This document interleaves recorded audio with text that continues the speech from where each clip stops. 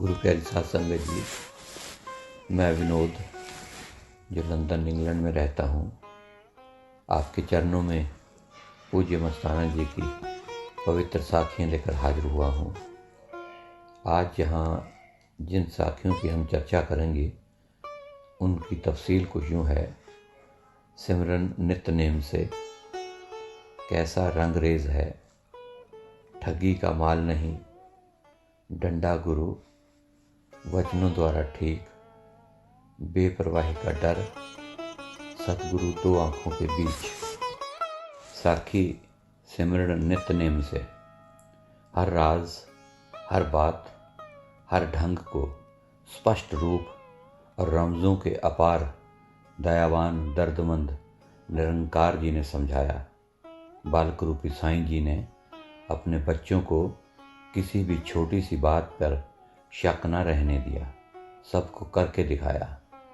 सिमरन छुप कर करने के लिए अकेले अकेले को तो फरमाते ही थे, लेकिन एक माहवारी सत्संग में भी फरमाया कि सिमरन नित्यनेम से करो, किसी को पता भी न चले, यहाँ तक कि सिमरन का घर वालों को भी पता न चले, वरना काल फेल कर देता है, हंकार हो जाता है और सब नज़ारे बंद हो जाते हैं।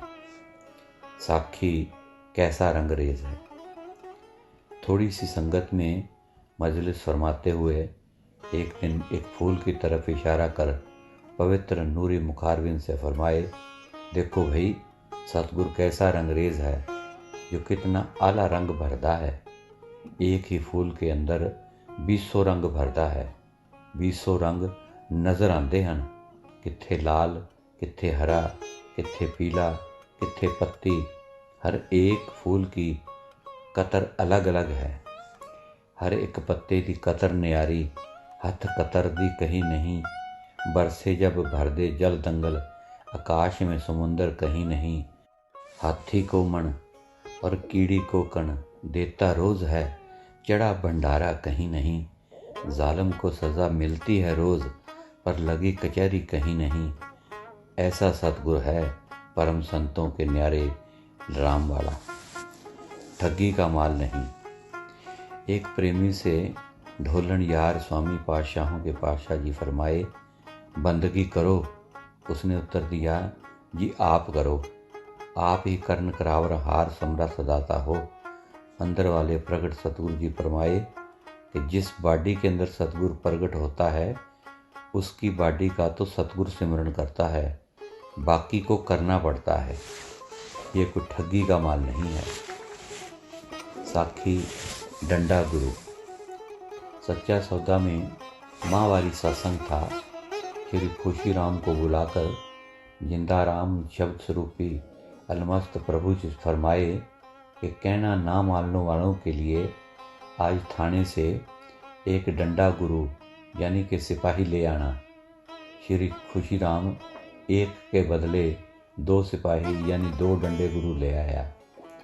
शहनशाहों के शहनशाह बेपरवाह दाता जी ने पवित्र हाथों से उन दोनों सिपाहियों को 100-100 रुपये और हार और एक एक पापलीन का थान दिया।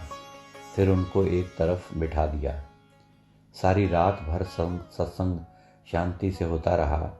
सुबह सत्संग समाप्त होने के बाद जिंदा राम सतगुरु जी एक प्रेमी से फरमाए, इसको कई बार रोका है कि बगैर हुक्म के नचिया ना कर, पर ए ना मन्या, ए मस्ताने का ना बनया।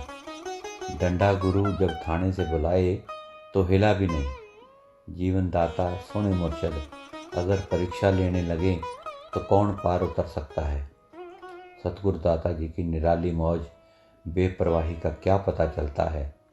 परीक्षा में सफल होने की शक्ति भी आप ही बख्शते हैं और परीक्षा में बिना पास करने की अपरंपार शक्ति भी आप ही देते हैं। साखी वचनों द्वारा ठीक। गंगानगर से श्री अमर सिंह आया और उसे 105 डिग्री बुखार था। वो बहुत घबराए हुए कुछ साधुओं व उनकी पत्नी कृपा निधान साईं जी के पास पहुँचे तो फरमाया कि वैद्य से गोली लेकर दे दो, इसरार को सब पता है। नूरी वचनों द्वारा ठीक हो गया। जब सच्चे पातशाह साईं जी पधारे तो फरमाया, अगर अमर सिंह गंगानगर होंदा तो जरूर मर जाता। सतगुरु ने लाज रखी है। साखी बेपरवाही का डर। महावारी सत्संग में जिंदाराम शब्द स्वरूपी तख्त पर प्रकट विराजमान थे। गंधेली वाले बाजीगर श्री टिक्का सिंह ने कलाबाजी लगाई। शहनशाहों के शहनशाह निरंकार जी फरमाए कि तेरा मुजरा मन्या।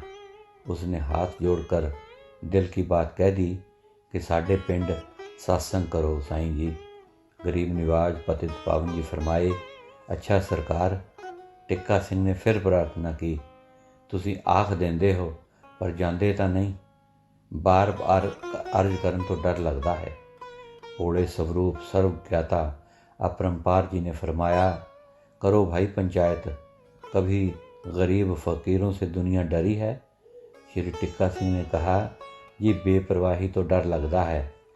बेपरवाह सर्वशक्तिमान जी फरमाए, बेपरवाही तो असी भी डरते हाँ। तेरे को बतावें, तुम सतगुरु सतगुरु करो। जब सतगुरु दाना पानी तेरे पिंड का लिख देवे तो तेरे चरणों में हाजिर होएंगे, नहीं तो मुश्किल है। वाह जी दीनता के भंडार, सतगुरु जी तेरी दीनता। सतगुरु दो आंखों के बीच। एक दिन एक डॉक्टर सच्चे पातशाह अकाल मूर्त दाता जी के पास आया।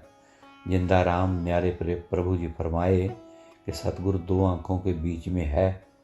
वह डॉक्टर कहाँ मानने वाले था, परंतु समझने का इच्छुक था। किसी को फूल द्वारा, किसी को नोटों द्वारा समझाया जाता था कि परम संतों के राम आँखों के बीच में है।